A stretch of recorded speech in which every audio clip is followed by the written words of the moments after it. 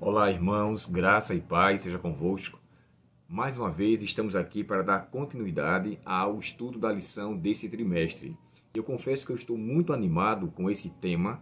Como eu falei ontem, né? É um assunto que me faz recordar do primeiro estudo que eu fiz na igreja sobre o arrependimento, ou até quando Lúcifer poder se arrepender.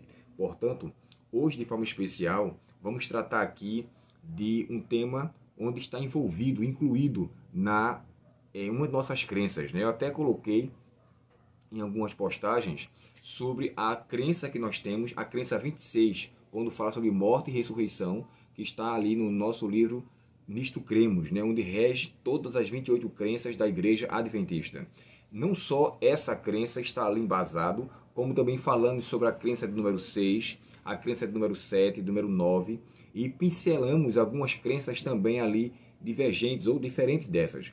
Toda a lição vai falar muito sobre esses assuntos e com certeza para aqueles que talvez venham a se esquecer de nossas crenças ou que venham passar despercebido, nós iremos ter o prazer, irmãos, de estudar com vocês durante 3 meses esses assuntos. Me permita aqui citar essas crenças que eu mencionei para vocês, a crença 6 e a crença 7, onde fala da criação e a natureza do homem. E a 9 é vida, morte e ressurreição de Cristo. E a 26, como mencionei, é morte e ressurreição, onde está o tema da lição central de todo o trimestre. Você vai ver essas crenças, eu vou colocar aqui em cima no vídeo, e então você vai acompanhar no seu livro Nisto Cremos, que inclusive também será colocado aí no nosso vídeo. Mas hoje, de forma especial, o tema é criação, uma expressão de amor. Levando em consideração, irmãos, que Deus é amor e tudo que Ele faz, tudo que Ele fez e tudo que Ele fará envolve a sua natureza, porque Ele é amor. Deus não tem amor. Ele é a própria essência do amor.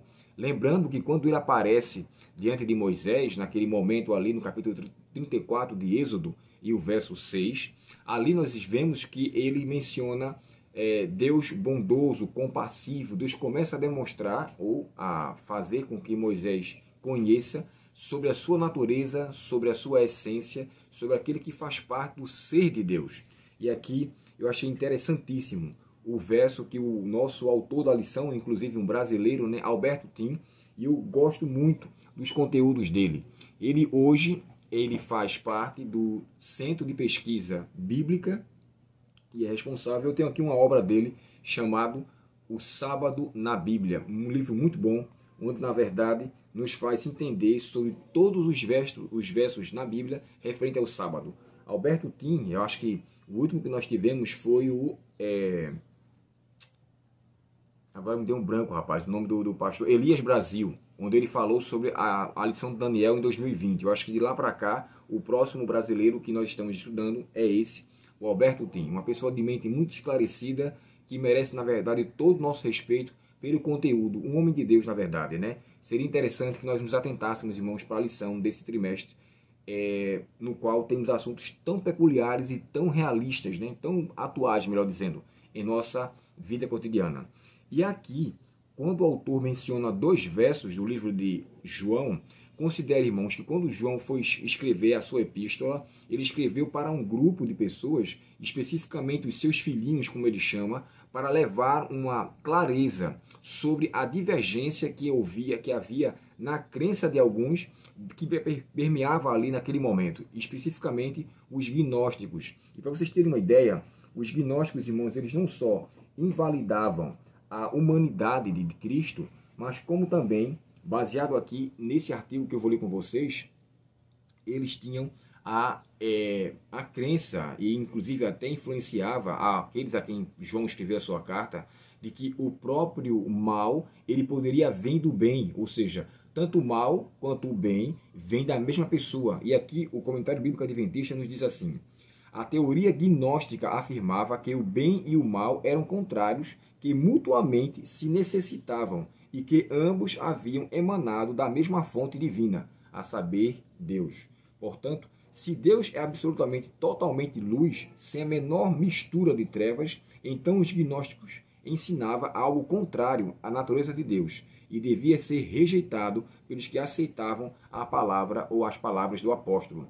É tanto, irmãos, que diante dessa carta, o próprio autor, ele faz menção de coisas antagônicas, coisas contrárias. Ou seja, ele fala dos filhos de Deus, os filhos do diabo, ele fala de trevas e luz. Inclusive, tem um texto no livro de João, na mesma carta, no capítulo 1 e o verso 5, ele fala assim: nele habita a luz e não há treva alguma.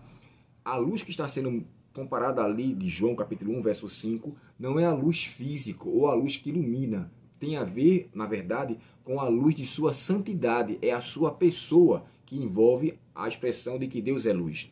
E eu queria ler com vocês aqui alguns pontos quando o próprio João descreve e no antagonismo que ele mostra entre algo que era ensinado pelos gnósticos e o que de fato Deus era. Então, eu vou mostrar para vocês pontos que parecem ser contrários. Na verdade, João está descrevendo que um não pode vir do outro. É tanto que ele separa, ele diverge. Para vocês terem uma ideia, isso vai ser colocado aqui em cima na tela.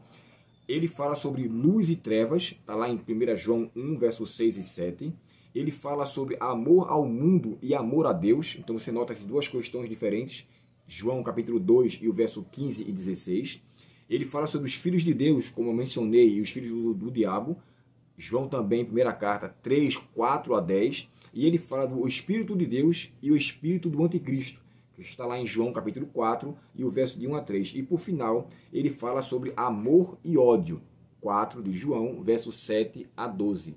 Levando em consideração, irmãos, que João demonstra aqui pontos divergentes entre um e outro, logo não podem vir do mesmo ser. Deus, irmãos, ele é totalmente amor, como eu falei para vocês no vídeo anterior, e nele não há nada de imperfeito. Tudo que ele criou é perfeito. A imperfeição veio posteriormente, através também, como mencionei ontem, o texto do livro de Ezequiel, capítulo 28, que ele bem fez algo bom, ou seja, ele criou Lúcifer, e Lúcifer se tornou o diabo, causando então toda a maldade que nós então conhecemos neste mundo. E na lição aqui, eu achei interessante o ponto que ele fala no último parágrafo que diz assim: Deus precisava ter criado o universo? É uma pergunta. Da perspectiva de sua soberania, pode-se dizer que não, mas na perspectiva de sua natureza amorosa, ele queria um universo como um meio de expressar seu amor. É incrível que o Senhor tenha criado algumas formas de vida, como os humanos, que não só são capazes de responder ao amor de Deus, mas também de compartilhar e expressar o amor a Deus e o amor aos outros, ou seja, amor a Deus e amor ao próximo. Isso aqui, irmãos, eu entendo com toda certeza que quando Deus criou o nosso mundo foi criado perfeito. Perfeito mesmo. Cada dia que Deus criou a sua obra, quando ele realiza cada momento da sua criação, ele chega a dizer muito claro: e eis que aquele que ele tivera feito, fala assim, e eis que era bom, e eis que era bom. Tudo que Deus fez foi bom. Quando o pecado entra, e aqui no capítulo 3 de Gênesis, e o verso 18 em especial, ele fala assim, ó, espinhos e abrolhos crescerão. Então agora, o que não antes era uma realidade, passou a ter uma realidade, passou a ser. Espinhos incomodam, abrolhos são ervas daninhas, ervas na verdade que não fazem parte de uma criação de onde Deus tinha instituído o seu mundo. O mundo começou a surgir bactérias, vírus, doenças, coisa que é propício para um mundo onde a habitação de Deus está, de fato, distante. E quando eu falo assim distante, irmãos, não é que Deus largou o mundo.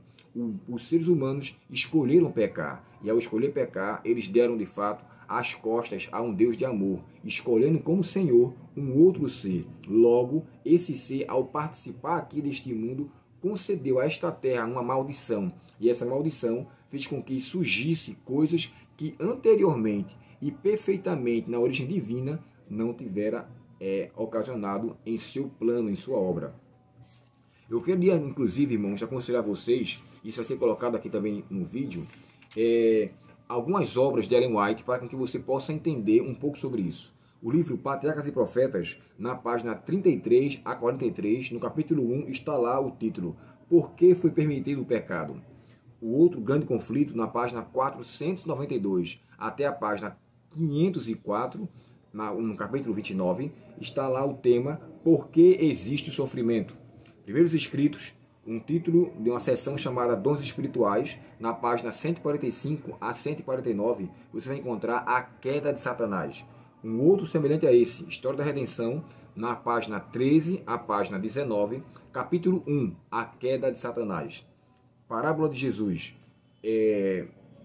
no capítulo 4, a página 70 a 75. Você vai encontrar por que existe o mal. Inclusive, esse mal que está aqui sendo mencionado tem a ver com a parábola que Jesus conta do semeador, quando o inimigo vem e planta o joio. E ele fala, Senhor, nós plantamos boas sementes. Aí ele fala, o inimigo fez isso. E Ellen White comenta esse termo, esse verso, baseado em parábola de Jesus, no tema por que existe o mal. E aí ela entra então nesse assunto. E o último que eu queria citar para vocês, Educação, página 23 a página 27, no capítulo 3. E o título é A Ciência do Bem e do Mal. E aqui está sendo falado especificamente na origem do pecado aqui na Terra. Eu peço, irmãos, a Deus muito, que eu e você possa termos a mente cada vez mais esclarecida. Se tem uma coisa que o diabo tem ódio, o inimigo odeia, é os filhos de Deus que vão buscar conhecimento da verdade. Porque sabem que quando conhecem a verdade, a mentira será de fato dissipada, a mentira será esclarecida, e todos aqueles que estão dispostos a andar na verdade, conhecendo de fato o que Cristo tem a nos conceder, a pessoa do Espírito Santo iluminará a sua vida e você viverá em uma condição totalmente diferente. Por isso que vale a pena estudar o livro sagrado, vale a pena fazer uso da palavra de Deus, de maneira tal, irmãos, que eu e você possamos crescer e desenvolver, e que esse assunto dessa semana, desse trimestre, nos dê mais força e vigor e disposição de andarmos de acordo com a sua vontade, e que, embora não saibamos explicar da origem do mal, inclusive o grande conflito chega a dizer isso, não tem como se explicar a origem do mal, mas nós teremos luz suficiente para amarmos mais a Deus, conhecermos mais da sua palavra e continuarmos firmes em sua promessa. Que Deus, portanto, nos abençoe e nos auxilie nesse grande estudo baseado na Bíblia Sagrada, chamada Vida, Morte e Ressurreição. Que Deus, portanto, nos abençoe. Desde já, um ótimo dia, e vamos, nesse momento, orar ao Senhor para pedir que Ele mantenha a nossa vida em conformidade com a sua vontade. Querido Pai Celestial, te agradecemos, Senhor, pela Tua palavra, e obrigado, Senhor, pelos conselhos a nós concedidos. Que o Senhor nos auxilie, que Teu Santo e Bom Espírito continue a guiar nossa vida, e que nós, Senhor, possamos ter a mente cada vez mais esclarecida, para que, com a atuação do Divino Espírito Santo, possamos andar lado a lado com o Senhor. Nos dá a Tua bênção, a Tua paz, te pedimos em nome de Jesus. Amém. Deus abençoe você. Compartilhe esse vídeo se ele for interessante para você. Se inscreva em nosso canal e que Deus continue a guiar a sua vida de acordo com a sua vontade em Cristo Jesus. Um bom estudo e até amanhã.